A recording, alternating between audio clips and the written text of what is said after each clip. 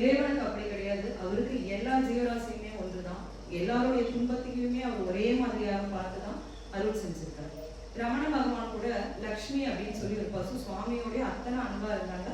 சுவாமிக்கும் அந்த பசு மேல அத்தனை ஒரு அன்பு. நம்ம எல்லாம் எப்படி சுவாமியை போய் பார்க்க போற மாதிரி அந்த ஹால்ல வந்து டிவோட்டிஸ் உட்காந்துருக்க மாதிரி இந்த பசுவும் போய் சுவாமியை பார்க்க போறாங்க. இப்போ சுவாமியோட காதல் ஏதோ சொல்றாங்க. உடனே சுவாமி அங்க பக்கத்துல ஒருத்தர் சின்ன சுவாமி அப்படின்னு இருந்தார். அவர்கிட்ட கேட்கிறாரு, இந்த மாதிரி காலையில லக்ஷ்மிக்கு இட்லி கொடுக்கலையாமே, அப்படியா அப்படின்னு.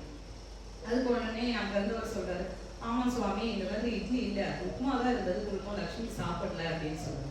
உடனே பகவான் என்ன சொல்றாரு, நீங்க போய் உள்ள சமையல் அறையில இட்லி இருக்கான்னு பாத்துட்டு வாங்க அப்படின்னு சொல்றாரு. அங்க இருக்கவர் அவர் போய் பார்த்துட்டு வந்து, சுவாமி இட்லி எதுவும் இல்ல, மௌனி சுவாமின்ற ஒருத்தருக்கு 4 இட்லி எடுத்து வச்சிருக்கோம், அவ்வளவுதான் இருக்கு, வேற எதுவும் இல்லைன்னு சொன்னாரா. உடனே ரமண பகவான் சொன்னாரா, அவருக்கு 2 இட்லி போதும், 2 குழந்தை லட்சுமி கொடுங்க அப்படின்னு சொன்னாங்க. நமக்கெல்லாம் எப்படி ஒரு கோரிக்கை இருந்து சுவாமி கிட்ட ஒரு ஆசையோட நமக்கு தேவையானதை கேட்கிறோம், அவங்க அருள் செய்யறாங்களோ அதே மாதிரி தான் அவங்க எல்லா ஜீவராசிகளுக்கும் செய்யறாங்கிறது தான் பகவான் இந்த இடத்துல உணர்த்துறாரு. இதே போல ஒரு முறை லட்சுமி வந்து வேகமா சுவாமி கிட்ட ஓடி வராங்க. அப்ப அங்க இருக்கக்கூடியவங்க எல்லாம் தடுக்கிறாங்க.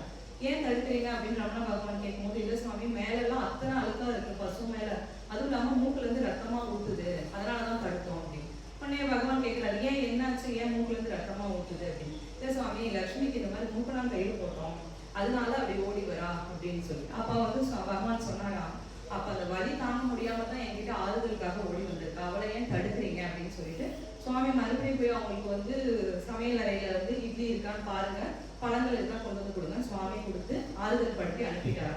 அப்ப ரமண பகவான் அங்க இருக்கவர்கிட்ட கேட்டாங்களாம், உங்களுக்கெல்லாம் எப்படி ஒரு துன்பம் இருந்தா என்கிட்ட ஓடி வரீங்களோ அதே மாதிரி தானே லட்சுமியும் வந்தா, அவளை ஏன் தடுக்கிறீங்க, உங்களுக்கெல்லாம் என்கிட்ட ஒரு துன்பம்னு வரும்போது நீங்க எல்லாம் நல்ல ட்ரெஸ் போட்டிருக்கீங்களா, தலையெல்லாம் சீவிருக்கீங்களான்னு பார்த்துட்டா வரீங்க, ஏன் லட்சுமியை மட்டும் அப்படி பாக்குறீங்கன்னு சுவாமி கேட்டார். அப்போ நம்ம துன்பத்தை தான் நம்ம பெருசா பார்க்கிறோம், மற்ற உயிர்கள் அப்படி பார்க்கறது இல்லை, அதை நம்ம பார்க்கணுங்கிறது தான் சுவாமி அந்த இடத்துல உணர்த்துறாரு.